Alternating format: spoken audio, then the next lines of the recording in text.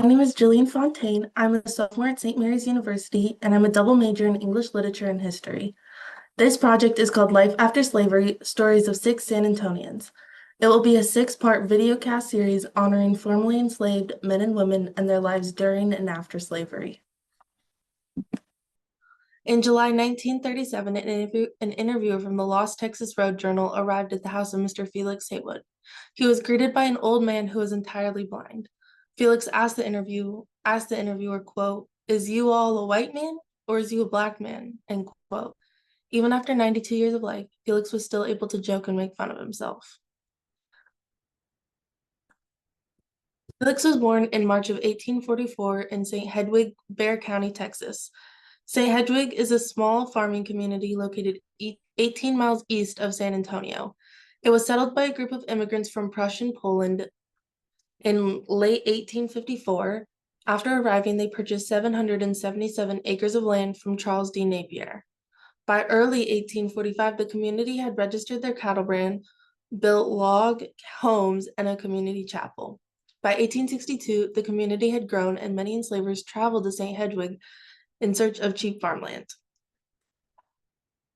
During the Civil War, 19 men from St. Hedwig served in the military, and after the enslaved people had been freed, many of them purchased or leased land from early settlers. St. Hedwig was known for being a very welcoming community to the newly freed African American population. According to an 1880 census record, Felix was the son of Tecumseh, also known as Crumsey Haywood, and Elise Haywood. He had 5 brothers, Sidney, Grant, Alex, Wade, and I was unable to find the name of his 5th brother, and a sister, Ella Haywood. His parents had been bought in Mississippi by William Paul Goodloe, who then brought the enslaved men and women to Texas.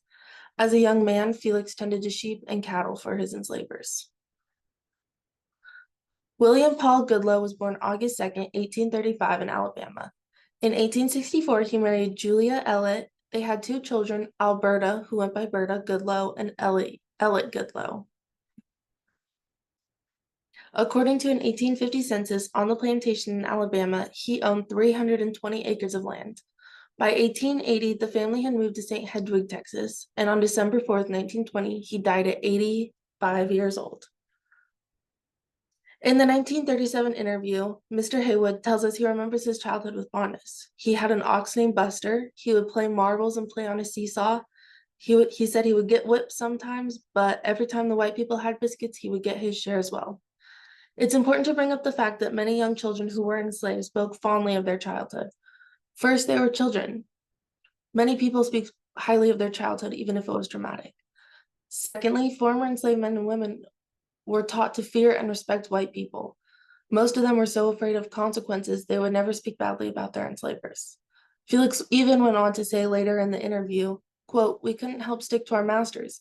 We couldn't no more shoot them than we could fly," end quote. Although this is Felix's story, I want to make it clear that slavery was awful. He said they, meaning him and the other enslaved, always had clothes. He said they would get shoes with brass square toes and all the shirts they would want.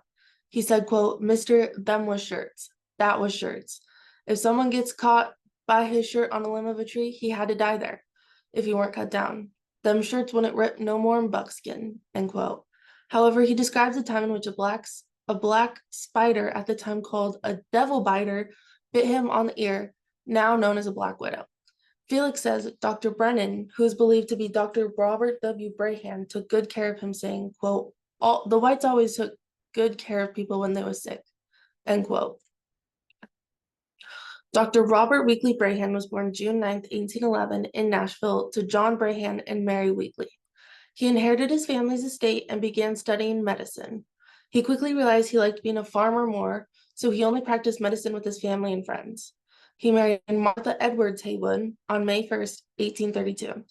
In 1840, the couple moved to Mississippi, where Dr. Robert was a part of the militia and a member of the legislature. 12 years later, in 1852, the family moved to St. Hedwig, Texas.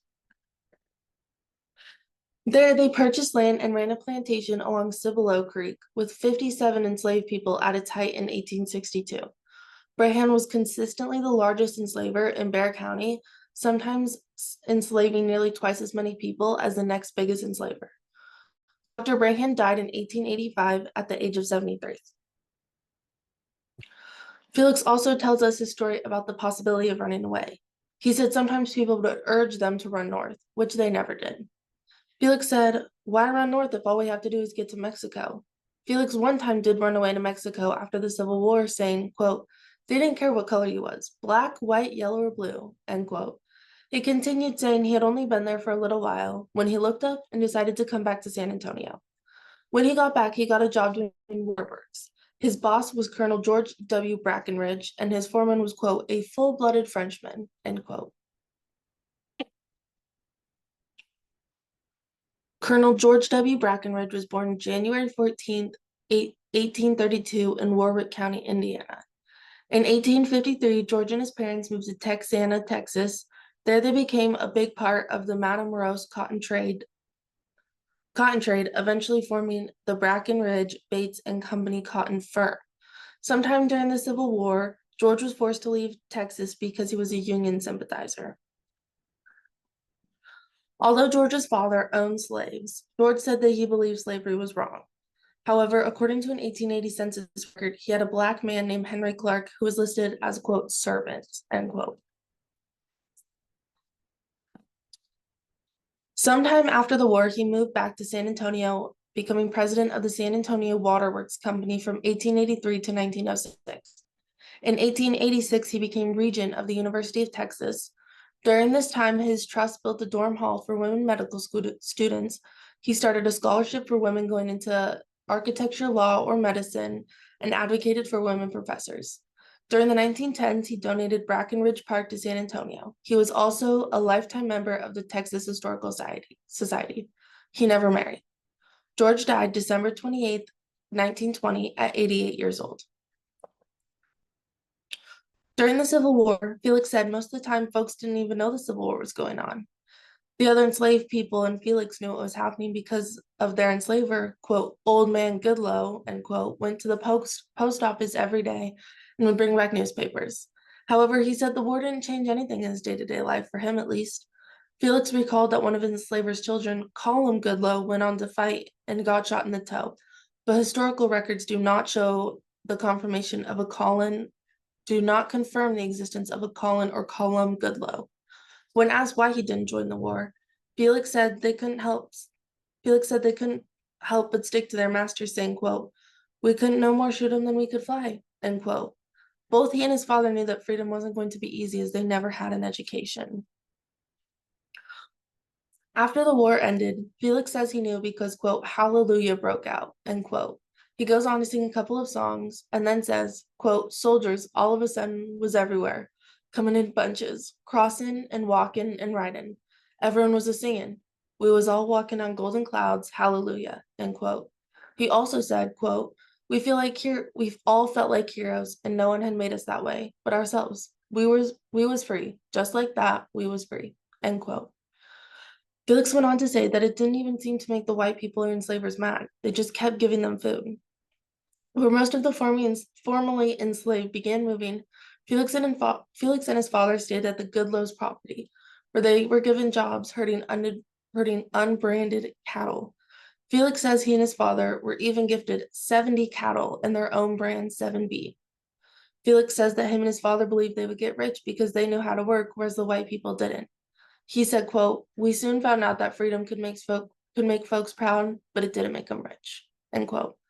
Felix ended the interview getting his photo taken and singing a song, quote, "Warmth of the wind and heat of the south and ripe red cherries for a ripe red mouth," end quote.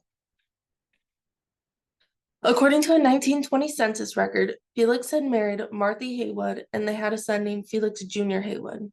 Additionally, he owned a farm in Bexar County, Texas. His son, Felix Jr., joined the military in World War I at 21 years old. In 1918, he arrived home. He was ranked as a private in Company L, 815th Pioneer Infantry. This unit was made up of all African American soldiers. They focused mainly on building and repairing roads, bridges, and other labor tasks that assisted the men in the front lines. Felix Jr. never married.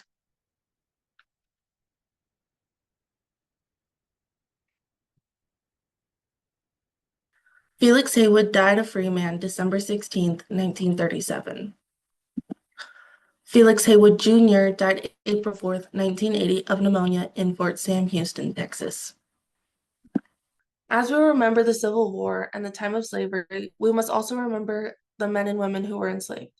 Although many of their stories are lost, the few we do know, they are powerful and tell a story of courage, triumph, and bravery. Thank you so much for watching and listening. As I said in the beginning, this is a 6-part video cast series, so there are 5 more stories to come. Although Felix's story does come from an interview, I did all the additional research finding the census data, the information on St. Hedwig, Texas, Dr. Brahan, William Paul Goodloe, Colonel Brackenridge, and Felix Haywood Jr. I hope you enjoyed learning about Felix Haywood and his life. In the inbox of the video, you will find the citations used in this presentation. I just wanted to introduce myself. My name is Jillian Fontaine. I'm a sophomore at St. Mary's University and a double major in English Literature and History. I'm also on the STUN team at St. Mary's. After I get my bachelor's, I plan to go to law school, where I want to be a prosecutor and specialize in prosecuting sexual assault cases. I'm originally from Missoula, Montana, so when I'm home, I love to take my dog on hikes, to the lake, walking, and just a lot of time outdoors. I also love to read and spend time with friends when I have time. As I said, this is a 6-part video cast series, so there are 5 more parts coming. I really hope you enjoyed watching this. Thank you so much, and I'll see you next time.